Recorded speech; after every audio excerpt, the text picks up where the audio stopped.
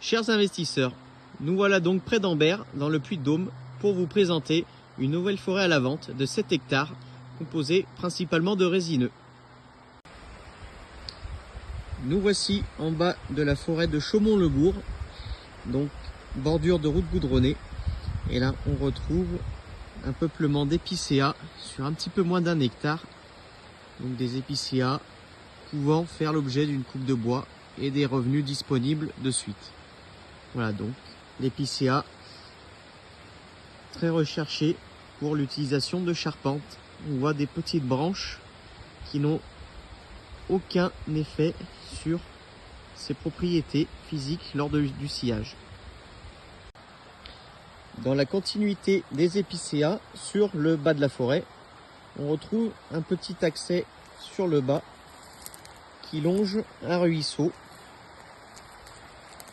signe que la forêt bénéficie d'une certaine fraîcheur tout au long de l'année.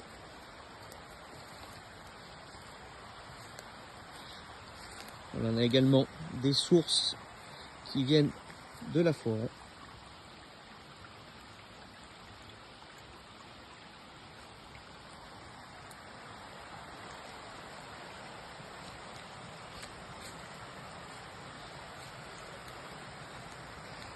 Et donc ce chemin se prolonge sur toute la longueur de la forêt, sur le bas, profitant ainsi du joli cadre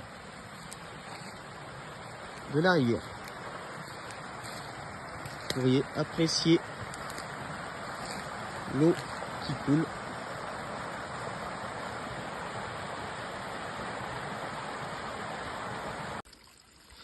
Nous nous retrouvons sur la forêt avec notre source un petit peu plus haut.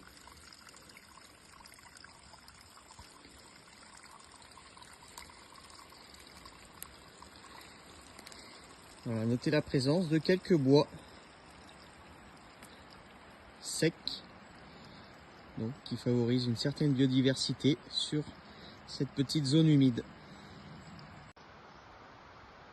Cette forêt est caractérisée par la dominance de bois résineux tels le douglas, le sapin et l'épicéa, mais on retrouve également quelques feuillus qui ont tendance à s'implanter, comme le charme présent ici, ou encore du hêtre, voilà, caractérisé par ses feuilles orangées. Et donc sur cette forêt, on peut miser sur la multifonctionnalité avec du mélange d'essences résineux et feuillus pour une meilleure résilience de la forêt.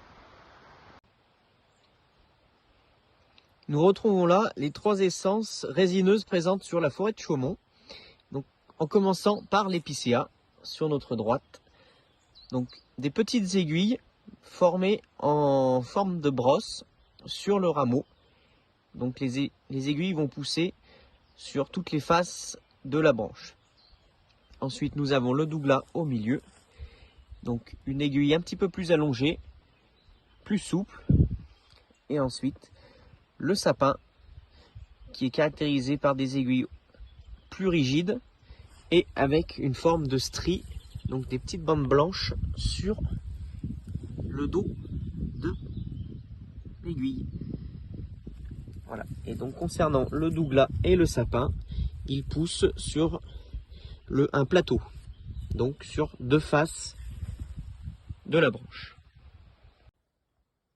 Sur cette partie haute de la forêt, on retrouve principalement les mêmes essences qui sont le sapin et le douglas. Voilà. Avec différents diamètres, donc avec des bois un peu plus jeunes et d'autres qui ont probablement déjà plus de 40 ans.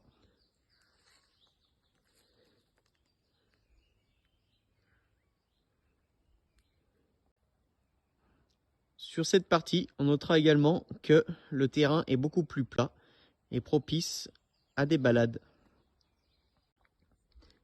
Troisième et dernier accès de la forêt, donc ici par cette piste forestière accessible aux camions et donc qui fait la transition avec cette entrée en forêt.